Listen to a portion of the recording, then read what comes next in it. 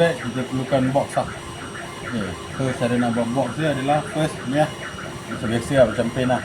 Macam pen, lepas tu lukis box ni. Ok, dah siap box ni. Lepas tu kat sini change ni bagi buka. Bagi buka change ratio dia. Aspect ratio dia ni bagi buka. So bila dapat, so kita perlu dapat value ni.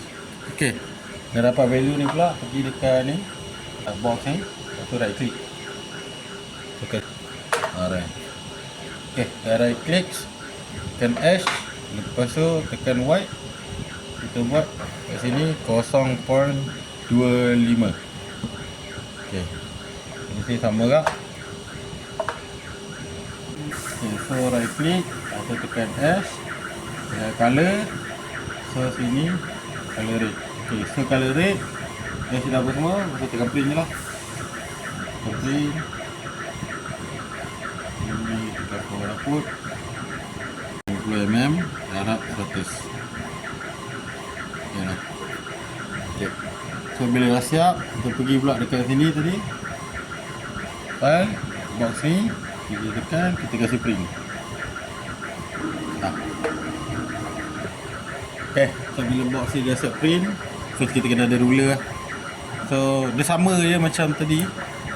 Macam roller ke flatback pun sama. Cuma ni kita kena ukur lah. Okay, so ukur. Okay, untuk X punya bahagian, biasa tak perlu risau lah dekat X ni. Sebab X ni kita calibrate pakai sensor. So sensor yang akan buat calculation. Cuma Y ni dia kita memang kena ukur manual ni. So kat sini kita dah boleh nampak kita ukur dapat dalam 93. Okay, nah pause. Okay, sama tak masuk balik ke remote tadi. Okay, lepas tu pergi juga dekat Y motor. Tadi sini kena masuk, kita ukur tadi kan. Kita ukur pembaris ni. So sini dapat 93.5. So 93.5. Sama tak? Tekan calculate satu kali. Jadi dah file, save. Okay, dah siap. Boleh nampak. Okay, dia dah dapat. Okay, dia dah dapat 10. Okay lah. So dah okay. Tapi sekarang kita boleh tengok kat sini dia lari kan. Ada masa dia lari keluar, ke bawah ataupun dia lari ke atas. Yang ni pun dia lari, nampak? Dia ni lari dia ke dalam. Ni lari ke dalam, ni lari ke bawah, keluar. Okay. So cara dia adalah first kita masuk kat sini. Kita masuk kontrol atas, dua-dua. Okay, remote. Kat ada sini. So dekat sini. Okay. So kat sini apa perlu buat? Okay, first kali kita tengok X dia.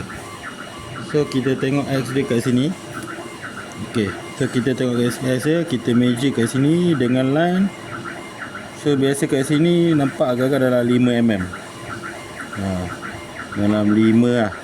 Okay, so kat sini 5. So tapi kita tengok dia ke dalam kan. So kita nak ke belakang kan dia. So kalau nak ke belakang 5mm kena tolak lah. So kalau kat sini jadi, kalau kat sini X ni kita jadi 133. Okay, Y dia pula ke bawah. Okay, so Y dia pula ke bawah. So kalau kat sini kita ukur dalam 2mm. So dalam 2mm. Okay, so kalau Y pula 2mm, sebab dia kan ke bawah, so kita nak ke ataskan dia, tambah. So 16. Okay, so kita dia apa-apa dia ikut pada sini punya kotak. Okay. So kalau nak keluar kena tolak, nak ke dalam kena tambah. Tu je. Sama gak dengan Y. Kalau nak ke dalam kena tambah, kalau nak keluar kena tolak. So sekali dah ubah value, apa-apa dah ubah value, jangan lupa file. Kat sini save. Okay. So bila kita dah save, kita pergi balik yang tadi, file tadi, kita print lah. So itu saja. Ulang je lah. So step dia ulang je sampai dapat, sampai puas hati.